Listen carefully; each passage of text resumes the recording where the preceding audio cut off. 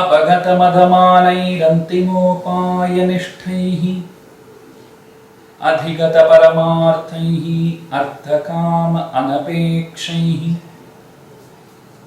निखिलजनसुहृद्भिर्निर्जितक्रोधलोभैः वरवरमुनिभृत्यैः अस्तु मे नित्ययोगः। மணவாள மாமுனியை வடுத்துறவோர் பயன் பெறுவர்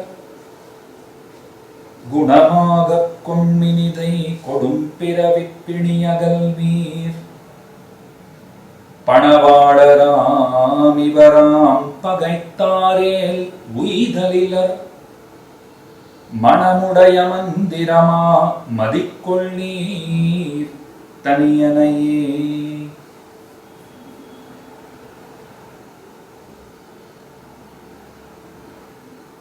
இந்த உலகத்திலே சமயங்கள் பற்பல உள்ளன. அந்த மதங்களுக்குள்ளே ஸ்ரீ வைஷ்ணவ சம்பிரதாயம் தனிப்பட்ட பெருமைகள் பல பெற்று திகழ்கின்றது. லக்ஷ்மிநாதனான எம்பெருமானை பரம்பொருளாக ஏற்றுக்கொண்டிருக்கிறவர்கள் ஸ்ரீ வைஷ்ணவர்கள் என்று அறியப்படுகிறார்கள். பகவானுக்கு கைங்கரியங்கள் செய்ய வேண்டும், அவனுடைய முகமலர்த்திய உபேயம் அப்படிங்கிற கொள்கை இருக்கிறவர்கள் ஸ்ரீ வைஷ்ணவர்கள். இந்த சித்தாந்தத்தை காப்பதற்காக பற்பல நன்முயற்சிகளை பகவானே எடுத்திருக்கிறான். அந்த முயற்சிகளுக்குள்ளே தலையாயது ஆழ்வார்களையும் ஆச்சாரியர்களையும் அவதரிப்பித்தது. ஆழ்வார்கள் எம்பெருமானுடைய குணங்களாகிற பெருங்கடலிலே ஆழ அவகாகித்தவர்கள், மூழ்கி முத்தெடுத்தவர்கள். அதுவே காரணமாக அவர்கள் ஆழ்வார்கள் என்று பெயர் பெற்றார்கள். ஆழ்வார்கள் பதின்மர், மதுர கவிகளையும் ஆண்டாளையும் சேர்த்துக் கொண்டால் பன்னிருவர் என்று நாம் வழங்கி வருகிறோம். நமக்கு 4000 திவ்ய பிரபந்தங்களை ஆழ்வார்கள் கொடுத்தார்கள். எய்தற்கரிய மறைகளை நமக்காக செந்தமிழிலே ஆக்கி கொடுத்தார்கள். அந்தமிழால் நற்கலைகள் ஆய்ந்துரைத்தார்கள். ஆழ்வார்கள் நமக்கு செய்திருக்கக்கூடிய இந்த பேர் உபகாரம், அதற்கு நாம் எத்தனை பிரதியாக செய்தாலும் அது குறைவாகத்தான் இருக்கும். பகவான் ஆழ்வார்களை கொடுத்தான், அவர்கள் மூலமாக திவ்ய பிரபந்தங்களை கொடுத்தான். அந்த திவ்ய பிரபந்தங்களை நன்கு வளர்ப்பதற்காக ஆச்சாரியர்களை பிறப்பித்தான் எம்பெருமான். நம்முடைய ஸ்ரீ வைஷ்ணவ சம்பிரதாயத்திற்கு அணி சேர்ப்பது இந்த குரு பரம்பரைன்னு சொல்லுகிறோம் பாருங்கள். அதுதான் மிகச்சிறந்த ஆபரணமாக நம்முடைய மதத்திற்கே திகழ்கின்றது. லக்ஷ்மிநாத சமாரம்பாம் நாத யாமுன மத்தியமாம் அஸ்மத் ஆச்சாரிய பரியந்தாம் வந்தே குரு பரம்பராம். இந்த ஸ்லோகம் தன்னை ஸ்ரீ வைஷ்ணவ உலகம் நிச்சலும் அனுசந்தானம் பண்ணுகின்றது. லக்ஷ்மிநாதன் தொடக்கமாக நாத யாமுன முனிகளை நடுவிலே கொண்டு என்னுடைய ஆச்சாரியர் பரியந்தம் இருக்கக்கூடியதான இந்த குரு பரம்பரை, அதனை நான் வணங்குகிறேன். இதுதான் இந்த ஸ்லோகத்தினுடைய திரண்ட பொருள். பிரதமாச்சாரியனாக பகவான் விளங்குகிறான். இந்த மதத்தை நன்கு வளர்த்தவராக பகவத் ராமானுஜர் குலாவப்படுகிறார். அதனால தானே ராமானுஜ சம்பிரதாயம் எம்பெருமானார் தரிசனம் அப்படின்னெல்லாம் இந்த மதத்தை நாம் கொண்டாடி வருகிறோம். மதம்னாலே மார்க்கம்ங்கிறது தானே அர்த்தம், வழி. சம்பிரதாயம்னு சொன்னால் எது நன்கு தரப்பட்டதோ அது சம்பிரதாயம். பின்புள்ளவர்களுக்கு நன்றாக தரப்படுவது யாதொன்று உண்டோ அதனைத்தான் சம்பிரதாயம் என்று சொல்லுவார்கள். மிகச்சிறந்த மார்க்கமாய் பூர்வாச்சாரியர்களாலே நமக்கு நன்கு தரப்பட்டதாகவும் அமைந்திருக்கிற சம்பிரதாயம் நம்முடைய ஸ்ரீ வைஷ்ணவ சம்பிரதாயம். ஆழ்வார்களுக்கு பிற்பாடு ஆச்சாரியர்கள் தோன்றினர். அந்த ஆச்சாரியர்களுக்குள்ளே முன்னம் நாகமுனிகள் திருவவதரித்தார். அவருடைய திருப்பேரனாரான ஆளவந்தார் பகுமுகமாக சம்பிரதாயத்தை ரட்சித்தருளினார். அவருடைய ஆசைகள் அனைத்தையும் பூர்த்தி பண்ணின பெருந்தகை பகவத் ராமானுஜர். எம்பெருமானாருடைய அவதாரம் வேதாந்த சம்ரக்ஷணத்திற்காக அப்படின்னு சொல்லுவார்கள்.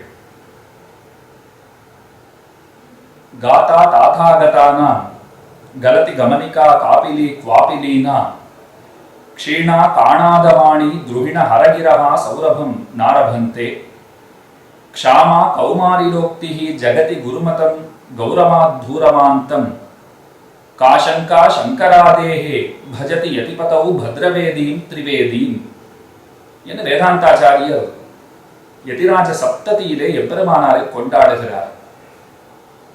யதிபதியாக குலாவப்படுகிற ராமானுஜர் யதிராஜர்னு போற்றப்படுகிறார். அவர் ஒரு சிம்மாசனம் விட்டு அமர்ந்திருக்கிறார். அந்த சிம்மாசனத்திற்கு வேதங்களே கால்களாக அமைந்திருக்கின்றன. திரை வேதங்கள் அப்படின்னு சொல்லப்படக்கூடிய 3 வேதங்கள்,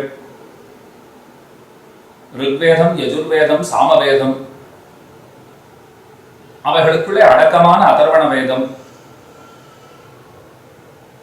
அவைகளையே கால்களாக கொண்டிருக்கிற, அதாவது அவைகளை நிலைநாட்டி அந்த சிம்மாசனத்திலே ராமானுஜர் வீத்திருக்கிறார். இன்னொரு பொருளும் உண்டு. பேதஸ்ருதி, அபேதஸ்ருதி, கடகஸ்ருதின்னு சொல்லுகிறார்கள் இல்லையோ, அவைகளை திறம்பட கையாண்டவர்ங்கிற ஏத்தம் ராமானுஜருக்குத்தான் உண்டு. சங்கர பகவத்பாதர் அவர் அபேத ஸ்ருதியைத்தான் பிடித்துக் கொள்ளுவர்.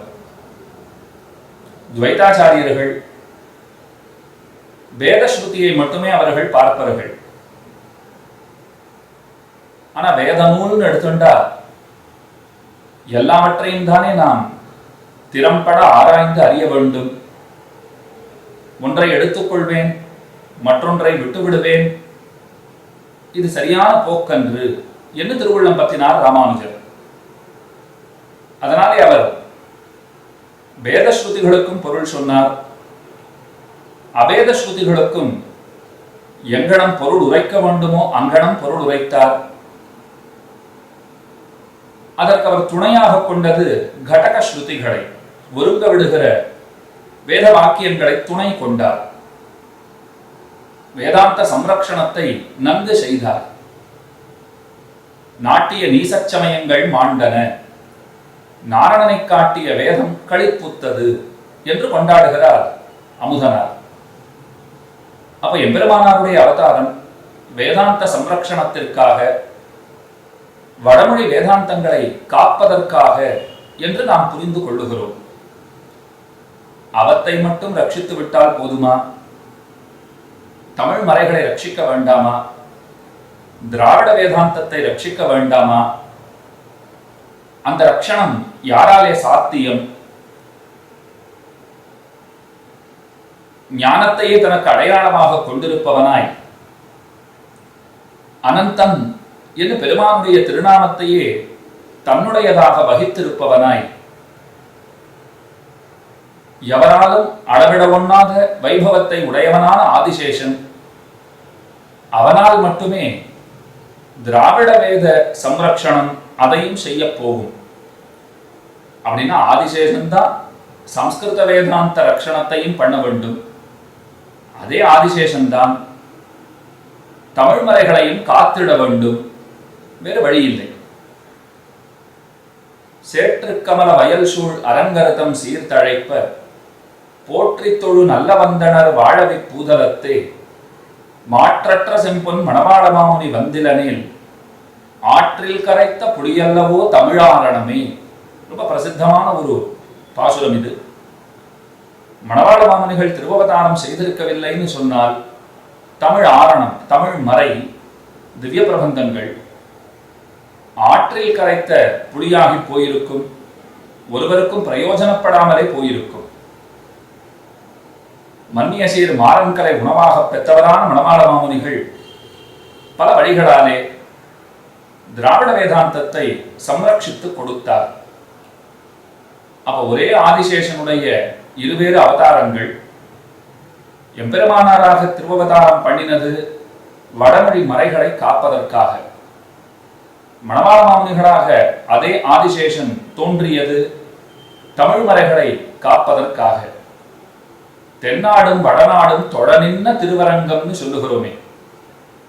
அப்படின்னா மணவாள மாமுனிகளாலும் எம்பெருமானாராலும் போத்தப்படா நின்ன திருவரங்கத்து எம்பெருமான். ஸ்ரீமத் வேதமார்க்க பிரதிஷ்டாபனாச்சாரிய உபய வேதாந்தாச்சாரியரான கே.வி. தேவராஜன் சுவாமி இந்த ஆச்சரியமான அர்த்தத்தை அவரை விண்ணப்பித்தார், உபதேசித்தார். தென்னாடும் வடநாடும் தொட நின்ன திருவரங்கம். தென்னாடு திராவிட வேதாந்தத்தை காத்தவரான மணவாள மாமுனிகளை குறிக்கும் சொல்லது. வடநாடு வடமொழி வரைகளை காத்தவரான ராமானுஷரை சொல்லும் சொல்லது. இந்த ரெண்டு பேராலும் கொண்டாடப்பட்ட திவ்ய தேசம். மொத்தத்திலே பார்த்தா ரெண்டு பேருமே ஒருத்தர் தானே. அப்ப ஆதிசேஷனாலே போற்றப்படா நின்ன திருத்தலம் அப்படின்னு ஸ்ரீரங்கத்தை நாம் கொண்டாடுகிறோம். இப்ப ராமானுஜருடைய அவதாரம் எதற்காகன்னு பார்த்தாச்சு. மணவாள மாமுனிகளுடைய அவதாரம் எதற்காக அதையும் பார்த்தோம். மாமுனிகள் என்ன செய்திருக்கிறார் சம்பிரதாயத்திற்காக அப்படின்னு கேட்டுக்கொண்டால், கிரந்தங்களை நம் பொருட்டு அவர் அருளி இருக்கிறார். நூற்றுக்கணக்கான கிரந்தங்களை கொடுத்தாரான்னு கேட்டால் அது அவர் அபிப்பிராயமே இல்லை. அப்ப என்ன செய்தார்? எது தேவையோ அதனை நமக்கு கொடுத்தார். ரகசிய கிரந்தங்களை காத்த ஒரு பெருமை, பீடு அவருக்குத்தான் உண்டு. ரகசிய கிரந்தங்களுக்கு தகுதியான அர்த்தங்களை, முறையான சரியான பொருள்களை அவரே அருளி செய்தார். சுதந்திரமாக சில நூல்களை இயற்றினார். பூர்வாச்சாரியர்களுடைய கிரந்தங்களுக்கு உரை செய்தார். அதுவும் எங்கே தேவை இருக்கிறதோ அதனைத்தான் செய்தார். முமுட்சுப்படி, ஸ்ரீவச்சன பூஷணம், தத்வத்ரயம், ஆச்சாரிய ஹிருதயம் போன்ற உயர்ந்த நூல்களுக்கு ரொம்ப அருமையான ஆச்சரியமான உரையினை செய்தார். அதுவே காரணமாக விஷதவாக் சிகாமணிகள் என்கிற உயர்ந்த திருநாமத்தையும் பெற்றார். அவரே சுதந்திரமாக இயற்றின நூல்கள் உண்டா அப்படின்னால் உபதேசரத்தின மாலைன்னு சொல்லுகிறோம், திருவாய்மொழி நூத்தந்தாதி என்று போற்றுகிறோம், யதிராஜ விம்சத்தின்னு சொல்லுகிறோம். இப்படி அவருடைய நூல்கள் பெருமை பெற்றிருக்கின்றன. ஆழ்வார் திருநகரியிலே திருவவதாரம் பண்ணினார். திருவாய்மொழி பிள்ளையினுடைய திருவடிகளை ஆசிரயித்தார். அவருடைய உபதேசத்தாலே திருவாய்மொழி தொடக்கமான அசேஷ திவ்ய பிரபந்தங்களினுடையவும் பொருள்களை நன்கு கற்றுத் தேர்ந்தார். திருவாய்மொழி பிள்ளை மாமுனிகளை பார்த்து சொன்ன வார்த்தை நம்முடைய சம்பிரதாயத்துக்கு நடுநாயகம் என விளங்குபவர் பகவத் ராமானுஜர். அமுனா தபனாதிசாயி பூம்னா யதிராஜேன நிபத்த நாயக ஸ்ரீஹி மகதி குருபங்கி ஹாரயஷ்டிஹி விபுதானாம் ஹிருதயங்கமா விபாதி என்று யதிராஜ சப்ததியிலே வேதாந்தாச்சாரியர் பாடுகிறார். நம்முடைய ஸ்ரீ வைஷ்ணவ சம்பிரதாயத்திலே இந்த குரு பரம்பரையாகிற ரத்னஹாரத்திற்கு நடுநாயக கல்ல போல விளங்குகிறவர் யார் அப்படின்னால் பகவத் ராமானுஜர். அவருக்கு முன்பிருந்தவர்களுக்கு அவருடைய திருமுடி சம்பந்தத்தாலே முக்தி, அவருக்கு பின்பு வந்தவர்களுக்கு அவருடைய திருவடி சம்பந்தத்தாலே பேரு அப்படின்னு சொல்லுகிறோம் இல்லையா? அப்ப அந்த ஏத்தம் ராமானுஜருக்கு தான் உண்டு. திருவாய்மொழி பிள்ளை மாமுனிகளிடத்திலே அத்தகு ராமானுஜரிடத்திலே பிராவண்யத்தோடு இரும், அதுதான் நீர் செய்ய வேண்டியது.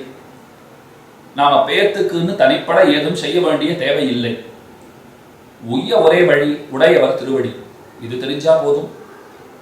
அறிய வேண்டிய அர்த்தங்கள் எல்லாம் இதுக்குள்ளே உண்டு. என்னென்ன தெரிஞ்சுக்கணுமோ அது அனைத்தும் இப்படி என் கீழே விண்ணப்பித்தேன் பாருங்கள், இந்த வார்த்தைக்குள்ளே உண்டு. உடையவரை தெரிஞ்சுட்டோம்னு சொன்னால் நாம் எல்லாம் அறிந்தவர்களாக ஆகிறோம். உடையவரை தெரிஞ்சுக்கலேன்னு சொன்னால் நாம் ஏதும் அறியாதவர்களாகத்தான் கொள்ளப்படுவோம். அதனால திருவாய்மொழி பிள்ளை மணவாள மாமுனிகளிடத்திலே, மாமுனிகளுடைய பூர்வாசிரமத்திலேயே, அப்போ அவருக்கு அழகிய மணவாளன்னு திருநாள், அழகிய மணவாள நாயனார் என்று கொண்டாடப்பட்டிருந்த காலம். அவரிடத்திலே சொல்லுகிறார், தேவரீர் ராமானுஜரிடத்திலே அன்போடிலும், அடியன் பவிஷ்யதாச்சாரியருக்கென்னு ஒரு சந்நிதியை நிர்மாணித்திருக்கிறேன், 4 மாடவீதிகளை அமைத்திருக்கிறேன், ராமானுஜ சதுர்வேதி மங்கலம் என்று பெயரிட்டிருக்கிறேன். அந்த இடத்தை பார்த்து கொள்ள வேண்டிய பொறுப்பு அது உம்முடையதே. அங்குரையும் ராமானுஜரை பரிவோடு கவனிக்க வேண்டிய பொறுப்பு தேவரீருடையதே என்று அந்த பொறுப்பினை மாமுனிகளிடத்திலே கொடுத்தார். முதலிலிருந்தே ராமானுஜரிடத்திலே அன்பு, இன்னமும் ஆச்சாரியன் உபதேசித்ததாலே அவருக்கு ராமானுஜரிடத்திலே பேரன்பு பெருகியது. ஆச்சாரியன் காட்டிய விஷயம்னு சொன்னால் இன்னமும் ஆதரம் விஞ்சித்தானே நிற்கும். அத்தனை ஈடுபாடு அவரிடத்திலே. திறம்பட அந்த சந்நிதியை நிர்வகித்து வருகிறார். பிற்பாடு அவர் அனைவராலும் யதீந்திர பிரபணர்னு கொண்டாடப்பட்டார். ராமானுஜரிடத்திலே அவருக்கு இருக்கிற காதலை கண்டவர்கள் அவரை யதீந்திர பிரபணர், யதீந்திரரிடத்திலே பிராமணியமே வடிவெடுத்ததோ என்னலாம் படி இருப்பவர் அப்படின்னு கொண்டாடினார்கள். அதற்கு பிற்பாடு அவர் திருவரங்கத்திற்கு வந்து சேர்ந்தார், எழுந்தருளினார். கோயில் செல்வ மணவாள மாமுனிகள் என்று ஸ்ரீரங்கநாதனாலே அபிமானிக்கப்பட்டார். கோயில் செல்வ மணவாள மாமுனிகள், திருவரங்க திருப்பதிக்கே இவர்தான் செல்வம். ஏன்னா திருவரங்க திருப்பதியினுடைய செல்வனான நம்பெருமாள் திருவரங்க செல்வன், அவராலே அதிகம் கொண்டாடப்பட்ட செல்வம். தனமும் மதித்திருக்கிற தனம். சாதாரணமா பெருமானை நாம் என்ன சொல்லுகிறோம்? தனத்தாலே மதிக்கப்படுகிற தனம்னு சொல்றோம். கஸ்ரீ ஸ்ரீயா பரமசத்வ சமாஸ்ரயக்கா என்ன ஆளவந்தார் பாடுகிறார். தனம்னா தாயார். அந்த தாயாராலே மதிக்கப்படுகிற தனம் எது? பெருமான். தாயாராலே மதிக்கப்படுகிற தனம், அதாவது தனத்தாலே மதிக்கப்படுகிற பெருந்தனம் பெருமான். அந்த பெருந்தனத்தாலும் பெரிதாக மதிக்கப்படுகிற தனம் பெரிய ஜீயராகிற தனம். அதனால்தான் கோயில் செல்வ மணவாள மாமுனிகள் என்று அவரை நாம் போற்றுகிறோம். கிழையடியன் விண்ணப்பித்தே பல கிரந்தங்களை நம் பொருட்டு அவர் அருளி செய்தார். அதிலே ஒன்று உபதேச ரத்தினமாலைங்கிற கிரந்தம். இந்த கிரந்தத்தை பற்றி பிரதிவாதி பயங்கர அண்ணன் தம்முடைய வரவர்ணி சதகத்திலே ரொம்ப அழகாக பாடுகிறார். யதீயோபதேச ரத்னமாலையா பரிஷ்கிருதா யதங்கிரி பத்மசேகரா ஜயந்தி தேசிகோத்தமாக தமாஸ்ரிதஸ்ய சுந்தரோபயந்திரி யோகி சேகரம் பவானவோபி கோஷ்பதத்வமேதி தத் பிரபாவதா என்று சாதிக்கிறார். இந்த உபதேச ரத்ன மாலையை நாம் நன்கு கற்று தெளிந்தால், அதனுடைய அர்த்த விசேஷங்கள் நம்முடைய நெஞ்சிலே நன்கு உரைக்க பெற்றால் நாம எந்த தன்மையை அடைகிறோம் தெரியுமா? இந்த சம்சாரம் இருக்கிறதே பவசாகரம்னு சொல்லுவார்கள். சம்சார சாகரம் அப்படின்னு சொல்லுகிறோம்.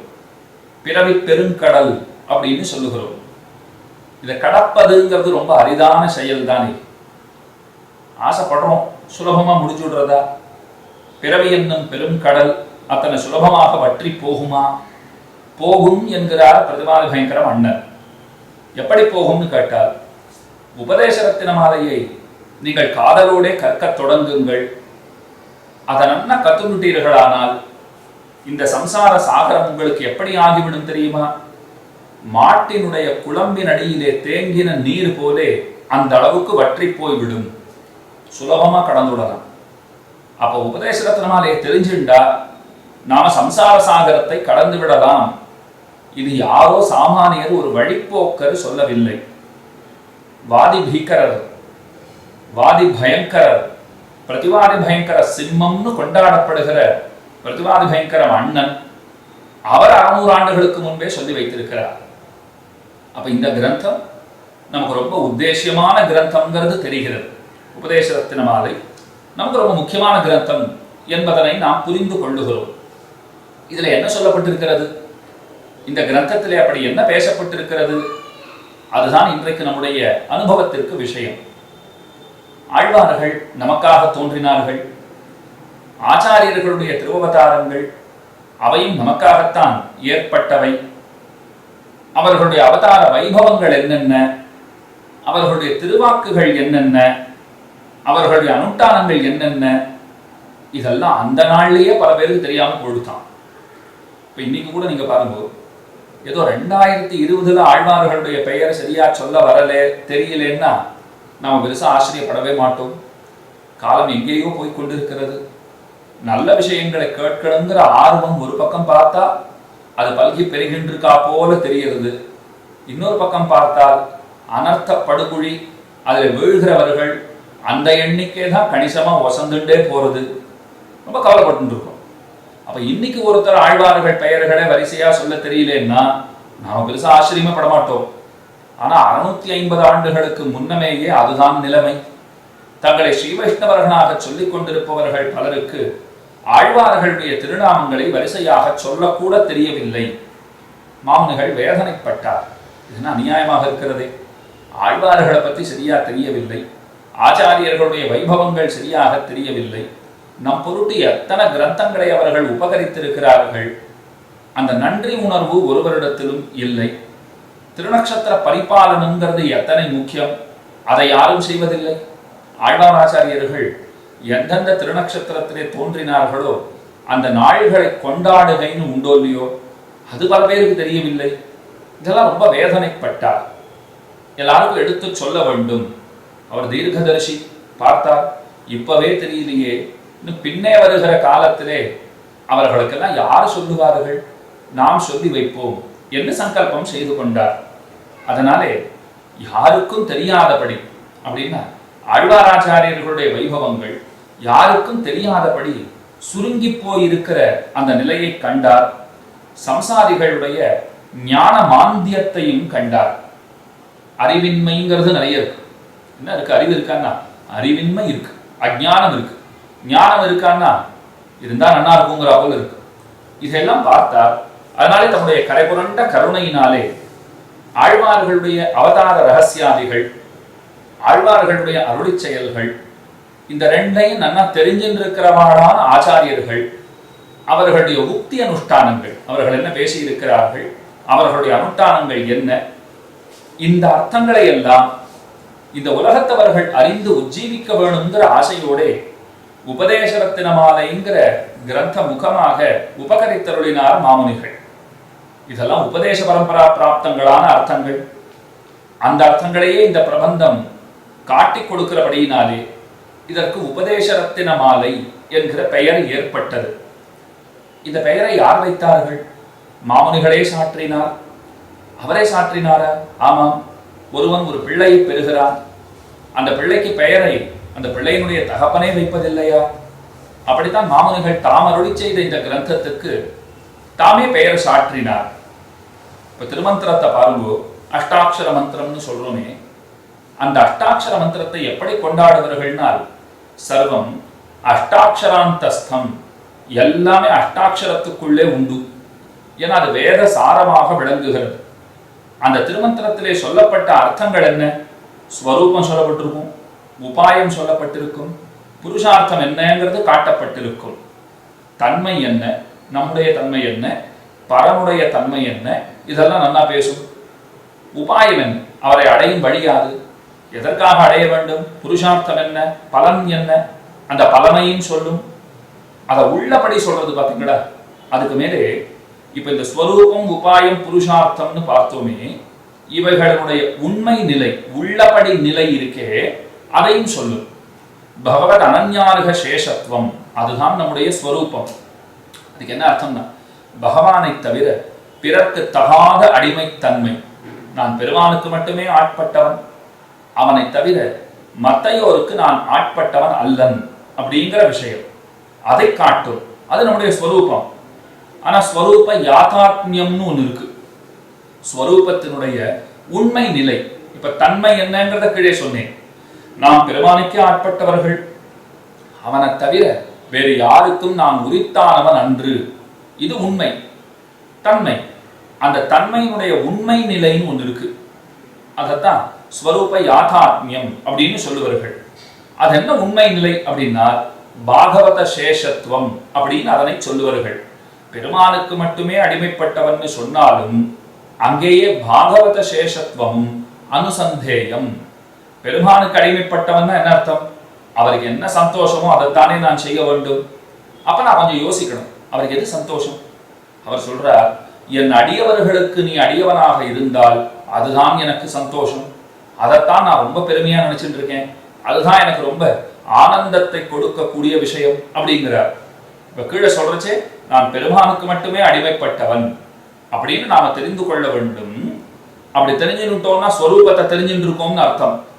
ஸ்வரூபத்தினுடைய உண்மை நிலையை தெரிஞ்சுக்கணுங்கிற ஆசை இருந்தால் அவனுக்கு மட்டும் அடியவர்கள் என்று அவன் அடியார்களுக்கும் நாம் அடிமை அப்படிங்கிறதை நாம் புரிந்து கொள்ள வேண்டும். இந்த உண்மையான ஸ்வரூபம் இருக்கு பாருங்க. இந்த ஸ்வரூபத்தை நம்மாழ்வார் திருவாய்மொழியிலே பயிலும் சுடரொளி, நெடுமார்க்கடிமை அப்படிங்கிற திருவாய்மொழிகளிலே விவரமாக நம் பொருட்டு அருளி செய்திருக்கிறார்.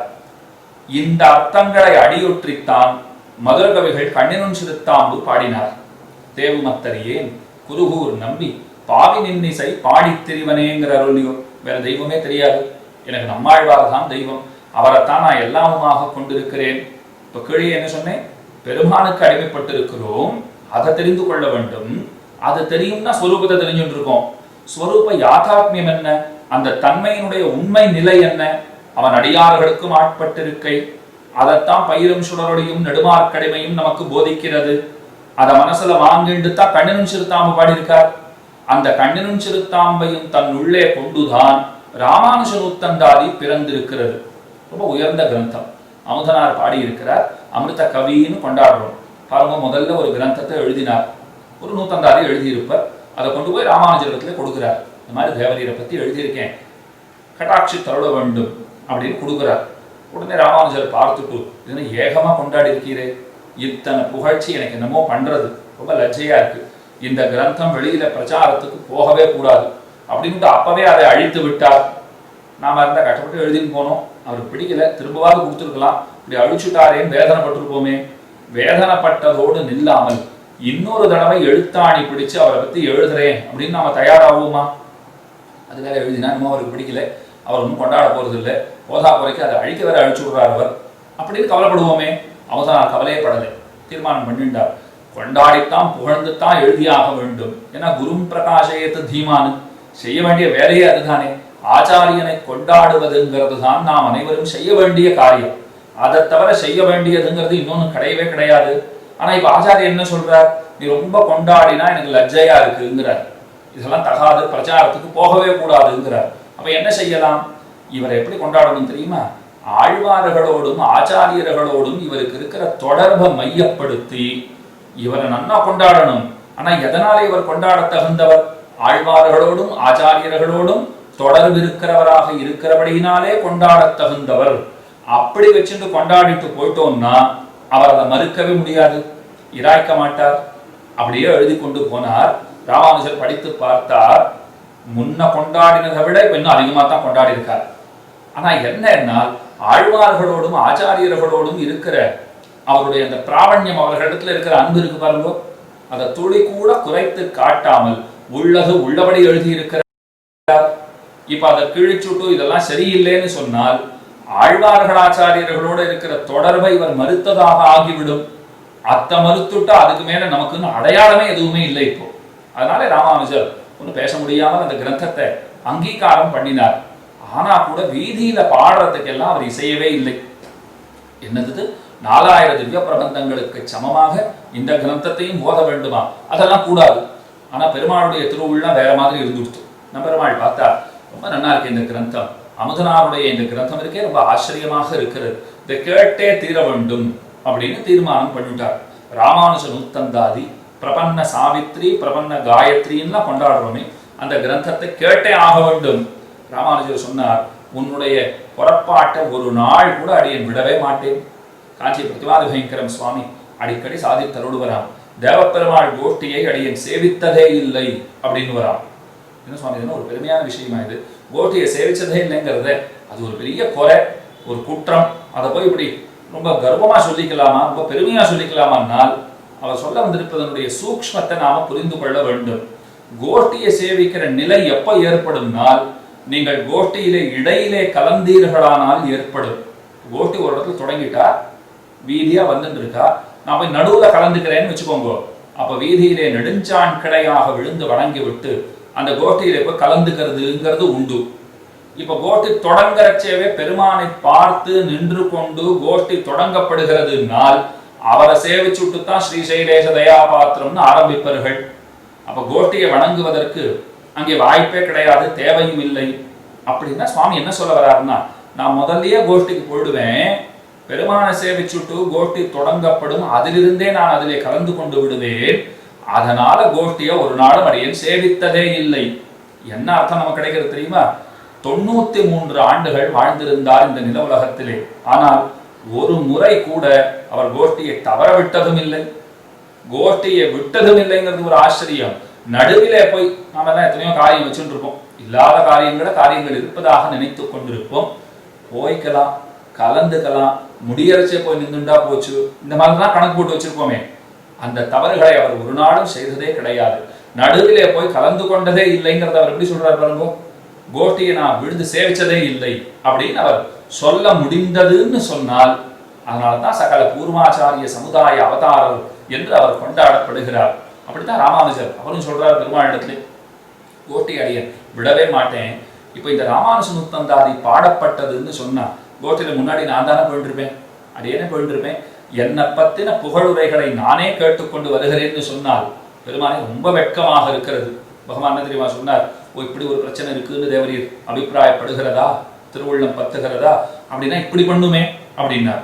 ஓ ராமானுஜ நூத்தந்தாதி வேண்டாம், வழக்கமா என்ன சேவிக்கிறோமோ அதையே சேவிக்கலாம் என்று சொல்ல வருகிறீரா என்று வினவினார் ராமானுஜர்.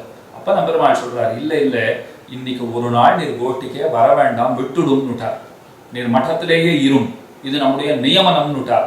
அப்ப என்ன அர்த்தம் நமக்கு கிடைக்கிறதுனால், ஆழ்வார காட்டிலும் ராமானுஜரிடத்திலே பெரிய பெருமாளுக்கு ரொம்ப ஈடுபாடு, ஸ்ரீரங்கநாதனுக்கு ரொம்ப ஈடுபாடு. அந்த ராமானுஜரை காட்டிலும் அவரை பத்தினதான ராமானுஜ நூத்தந்தாதியினிடத்திலே அவருக்கு ரொம்ப ரொம்ப பிராவண்யம். ஏன் அப்படின்னால், இல்ல பயிலும் சுடரொளியும் நெடுமார்க்கடிவையும் பாகவத சேஷத்துவத்தினுடைய பெருமையை சொல்லுகிறது. அதை அடியொற்றித்தான் கண்ணினும் சிறுத்தாம்பு பிறந்தது. அந்த கண்ணினும் சிறுத்தாம்பினுடைய வழியிலே தோன்றிய கிரந்தம்தான் ராமானுஜ நூற்றந்தாதி. அப்ப பகவானே அத்தை விரும்பி இருக்கார். இதுல இருந்து நாம் என்ன தெரிஞ்சுக்கிறோம் அப்படின்னால், பகவத் அனன்யாருக சேஷத்துவம் நம்முடைய ஸ்வரூபம், பாகவத சேஷத்துவம் ஸ்வரூப யாதாத்மியம், ஸ்வரூபத்தினுடைய உண்மை நிலை அதுதான் அப்படிங்கிறத தெரிந்து கொள்ளுகிறோம். இதுக்கு மேலே சொல்றேன், இப்போ ஸ்ரீ கீதை பகவத்கீதைங்கிறது இருக்கு, அபயப்பிரதானம். அந்த கீதையிலே அபயப்பிரதானத்தை பகவான் செய்கிறார். சர்வதர்மானு பரித்யஜ்ய மாமேகம் சரணம் விரஜ அஹம் த்வா சர்வ பாபேபியோ மோக்ஷயிஷ்யாமி மா சுச்சஹா அப்படின்னு அவர் சொல்லியிருக்கார். ரொம்ப ஆச்சரியமா பேசியிருக்கார். இன்னொன்னு, மித்ரபாவேன சம்பிராப்தம் ந த்யஜேயம் கதஞ்சன தோஷோ யத்யபி ந தஸ்ய தோஷோ யத்யபி தஸ்ய ஸ்யாத் சதாம் ஏதத் அகர்ஹிதம் சக்ருதேவ பிரபன்னாய தவாஸ்மீதி ச யாச்சதே அபயம் சர்வபூதேபியோ ததாமி ஏதத் விரதம் மம அப்படின்னு அபயப்பிரதானம் கொடுக்கிறார். இதெல்லாம் பகவான் தானே பேசியிருக்கார். அந்த பகவான் பிரதமாச்சாரியனான சர்வேஸ்வரன், ஈஸ்வரனும் ஆச்சாரியத்துவத்தை ஆசைப்பட்டிருக்கும் பிள்ளலோகாச்சாரியர் ரொம்ப அழகாக காட்டுகிறார். பகவானுக்கே ஆச்சாரியனா இருக்கிறதுங்கிறது ஆசை. அதனால்தான் பிரதமாச்சாரியனா இருக்கார். பதரிகாசிரமத்திலே திருவஷ்டாட்சர மகாமந்திரத்தை வெளியிட்டதாக ஆகட்டும், பெரிய பிராட்டியாருக்கு துவய மகாமந்திரத்தை ஸ்ரீவிஷ்ணு லோகத்திலே உபதேசித்ததாகட்டும், திருத்தேர்த்தட்டிலே அர்ஜுனனுக்கு சர்வதர்மானு பரித்தியஜ்யங்கிற விஷயத்தை சொன்னதாக ஆகட்டும், இதெல்லாம் ஏன் பண்ணினார்னா ஆச்சாரியனா இருக்கணும்னு ஆசை, அதற்காக பண்ணி இருக்கிறார். அந்த பெருமான் இந்த நிலவுலகத்திலே அவதாரங்களை செய்தான்.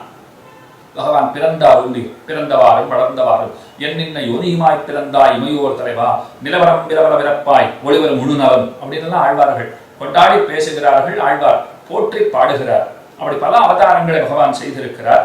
அவதாரங்களை பல பல நட்சத்திரங்களிலே செய்திருக்கிறார். இப்ப கண்ணன்னா ரோஹிணி நட்சத்திரம்னு நல்லா தெரிஞ்சுட்டு இருக்கோம். ராமன்னா புனர்வசு நட்சத்திரம்னு நல்லா தெரிஞ்சுட்டு இருக்கோம்.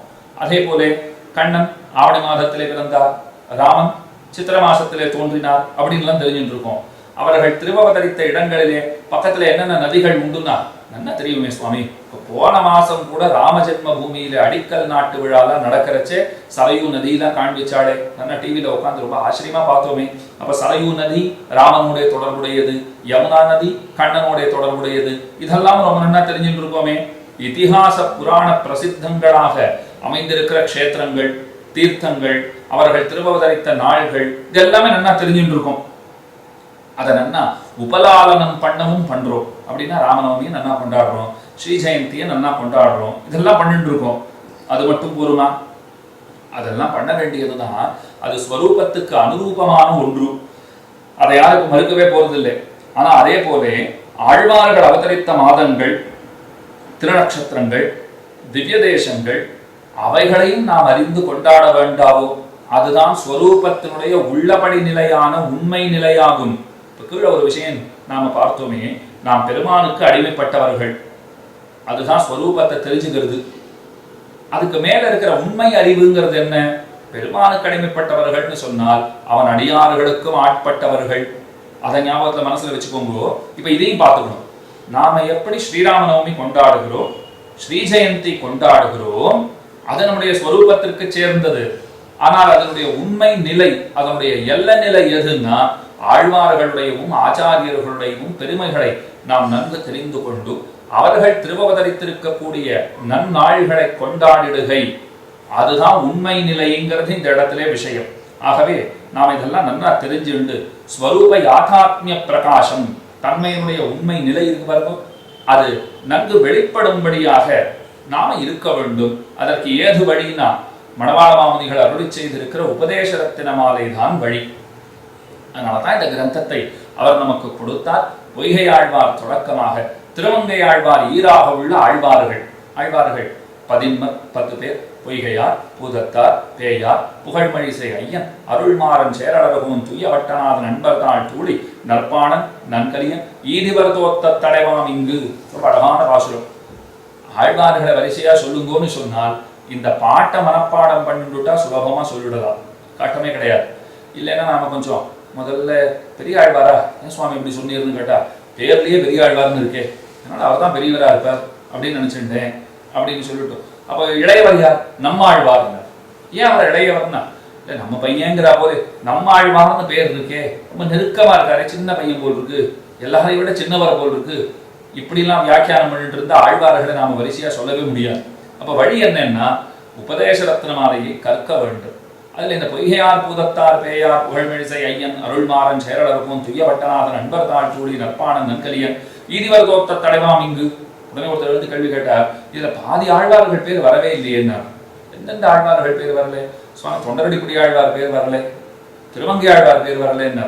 ஐயோ, வேறு பெயர்களாலே அவர்கள் குறிக்கப்பட்டிருக்கிறார்கள், அதையும் நாம புரிந்து கொள்ள வேண்டும். அப்படி புரிஞ்சுட்டோம்னா ஆழ்வார்களை வரிசையா சொல்ல தெரிஞ்சு விடுவோம். இன்னின்ன பெயர்கள் இந்த ஆழ்வார்களுக்கு உண்டுங்கிறத தெரிஞ்சு கொண்டு விடுவோம். மேலே அவர்கள் எந்தெந்த நாள்களிலே திருவவதரித்தார்கள் அப்படிங்கிறத மாமுனிகள் எப்படி காட்டுகிறாரோ அதனை அறிய வேண்டுங்கிற ருச்சி நமக்கு ஏற்படும். பிற்பாடு அதை நல்லா உபலாலனம் பண்ணணும், அந்த நாள்களை நன்கு கொண்டாட வேண்டும்ங்கிற ஒரு அபிருச்சி நமக்கு ஏற்படும். இதுக்கெல்லாம் வழி செய்வதுதான் இந்த உபதேச ரத்தின மாலையினுடைய நோக்கமாக அமைந்திருக்கிறது.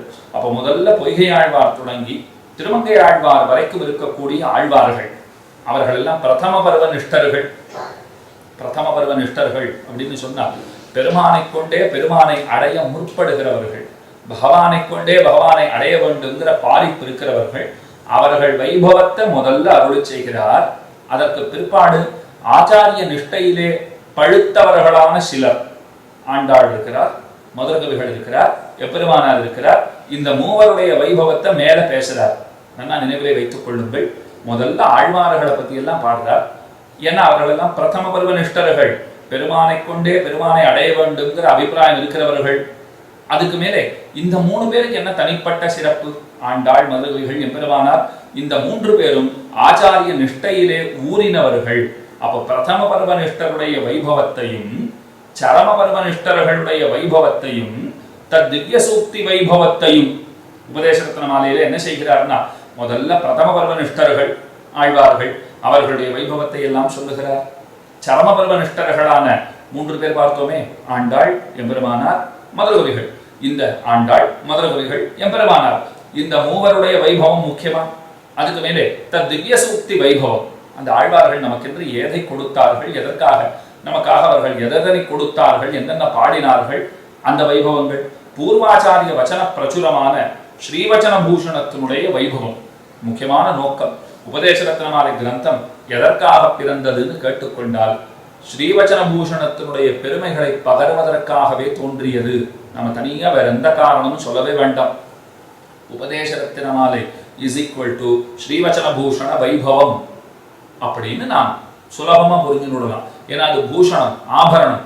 ரத்னங்கள் இல்லாத ஆபரணங்கள் அமைஞ்சுடுமா? இப்போ உபதேச ரத்தின மாலை, உபதேச ரத்தின மாலைங்கிற ரத்தினங்கள், கோர்க்கப்பட்டிருக்கிற மாலையை போல இருக்கிற ரத்தினங்கள் ஸ்ரீவச்சன பூஷணத்தினுடைய பெருமையை பகர்கின்றன. அப்படின்னா ஸ்ரீவச்சன பூஷணத்தை தான் உபதேச ரத்தின மாலை சொல்லுகிறது. 7 பாசுரங்களாலே ஸ்ரீவச்சன பூஷணத்தினுடைய பெருமையெல்லாம் சொல்லுகிறார். அதற்கு மேலே அந்த ஸ்ரீவச்சன பூஷணம் என்னென்ன அர்த்தங்களை சொல்லுகிறதோ அதெல்லாம் விவரித்து முக்கியமான அர்த்தங்களை எடுத்துக்கொண்டு அவற்றை விவரித்து சொல்லுகிறார். இதுதான் இந்த கிரந்தம் அமைந்திருக்கிற ஒரு வழின்னு சொல்ல வேண்டும். அப்ப பிரதம பருவ நிஷ்டர்களான ஆழ்வார்களுடைய வைபவம், சரம பருவ நிஷ்டர்களாக இருக்கக்கூடியவர்களான ஆண்டாள், மதுரகவிகள், எம்பெருமானார் இவர்களுடைய பெருமையெல்லாம் பேசிட்டு மேலே முக்கியமா ஸ்ரீவச்சன பூஷணத்தினுடைய ஏத்தங்களை எல்லாம் சொல்லுகிறார். இந்த அர்த்தங்கள் எல்லாம் எந்த திருவாய்மொழி பிள்ளை இன்னருள் அப்படின்னு ஆரம்பிக்கிறார்.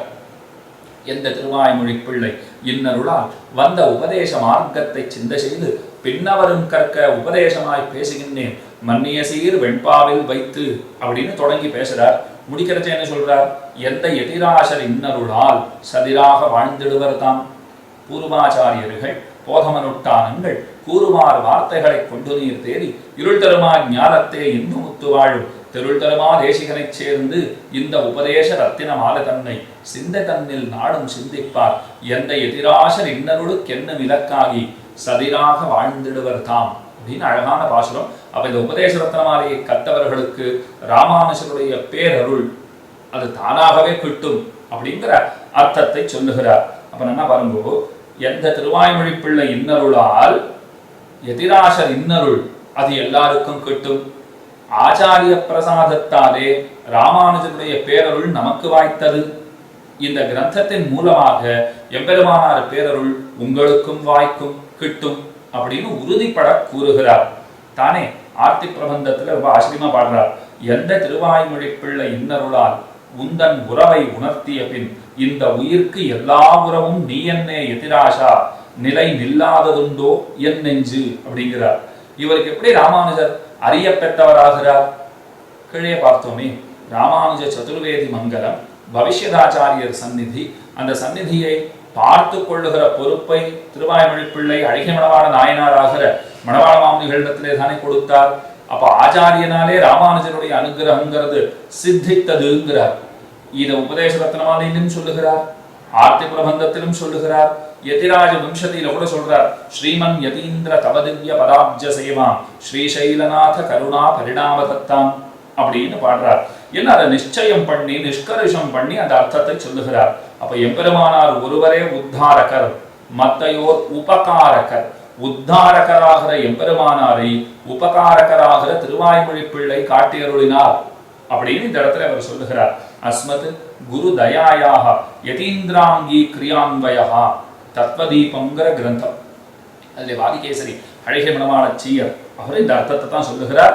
நம்முடைய குருவினுடைய தயையினாலே யதீந்திரருடைய அங்கீகாரம்ங்கிறது நமக்கு கிடைக்கிறது. ராமானுஜர் நம்மை அங்கீகரிக்கிறார் அப்படிங்கிற அந்த அர்த்தம் இருக்கே, அதை உபதேச ரத்ன மாலையிலே திண்ணமாக அருளி செய்கிறார் மாமுனிகள். அப்ப எந்த திருவாய்மொழி பிள்ளை இன்னருளால் எந்த எதிராசருடைய இன்னருள் நமக்கு வாய்த்தது அப்படின்னு காட்டுகிறார்.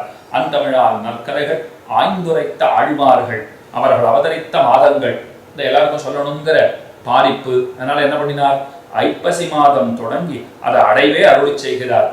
ஏன் எடுத்தெடுப்புல சித்திரை தானே எடுக்கணும்?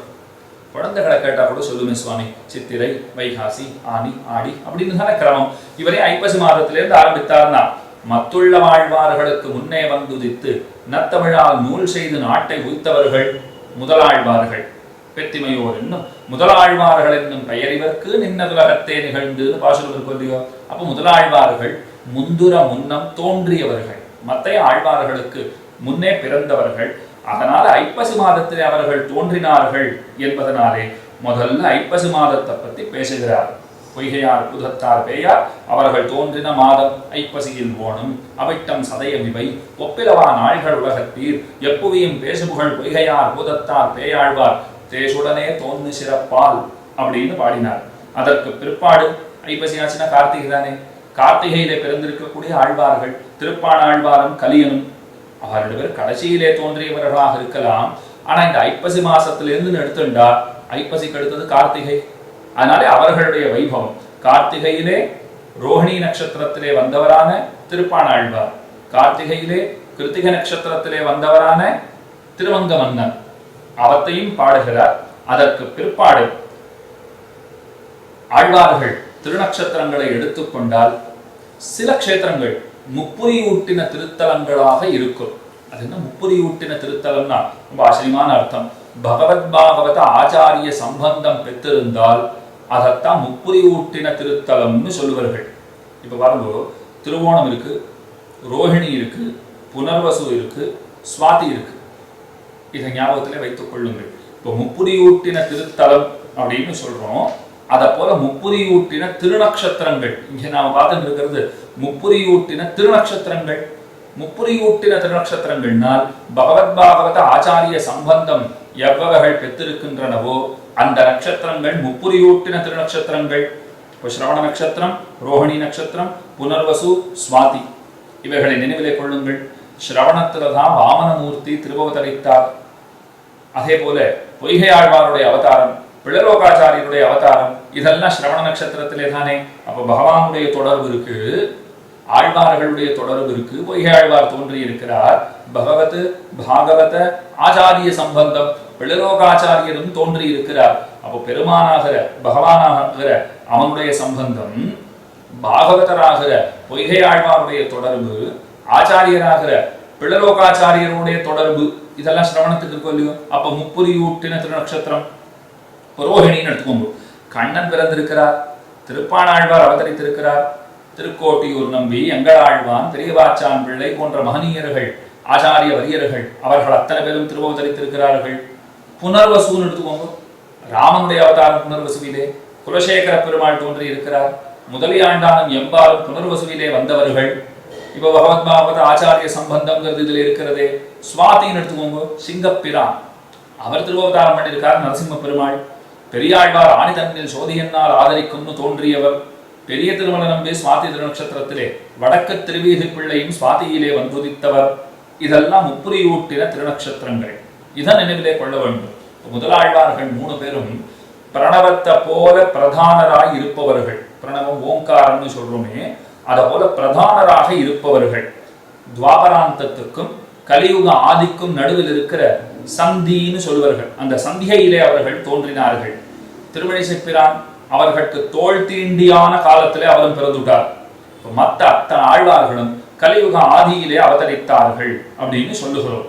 இந்த பிரணவ பிரதிபாத்தியமான வஸ்து, பிரணவ பிரதிபாத்தியமான வஸ்துனா பெருமான் பகவான் இருக்காரே, பிரணவத்தாலே அறியப்படுகின்ற தேறுகின்ற பொருள். அவர் எங்க இருக்காருன்னா பிரணவாகார விமான மத்தியத்திலே இருக்கிறார். மத்தியே சரிநாத சுகாகரோஷிங்கிறார். பராசர பட்டர் ரொம்ப ஆச்சரியமா பாடுறார். மன்வன்வபாயே துருஹிணேச்ச தன்யே விபீஷணேனைவ புரஸ்கிருதேன குணைர் தரித்ராணம் இமம் ஜனம் துவம் மத்தியே சரிநாத சுகாகரோஷி. பகவானே, நீ எப்பேற்பட்டவன்! மனு முதலானவர்களாலே தொழப்பட்டவன். இக்ஷ்வாக்கு குலத்திலே தோன்றியவர்கள் எல்லாம் உன்னை பூஜித்திருக்கிறார்கள். சகபத்னியா விஷாலாட்சியா நாராயணன் உபாகமத்து ராமனும் சீதையும் உன்னை போற்றி இருக்கிறார்கள். உன் பாதம் பணிந்திருக்கிறார்கள். உன்னை பெருமான் விபீஷணனுக்கு கொடுத்தான். அவன் லங்கைக்கு உன்னை எழுந்தருளப் பண்ணி கொண்டு போக வேண்டும், அங்கே எழுந்தருளப் பண்ணி கொண்டு போய் ஆராதிக்க வேண்டும்னு ஆசைப்பட்டான். ஆனா பெருமான் என்ன அபிப்பிராயப்பட்டார்? ஸ்ரீரங்கத்துல தங்கிவிட வேண்டும் அப்படின்னு அவர் அபிப்பிராயப்பட்டார். அங்கேயே தங்கிவிட்டார். பராசரப்பட்டர் என்ன ஆச்சரியப்பட்டு சொல்லுகிறார் தெரியுமா?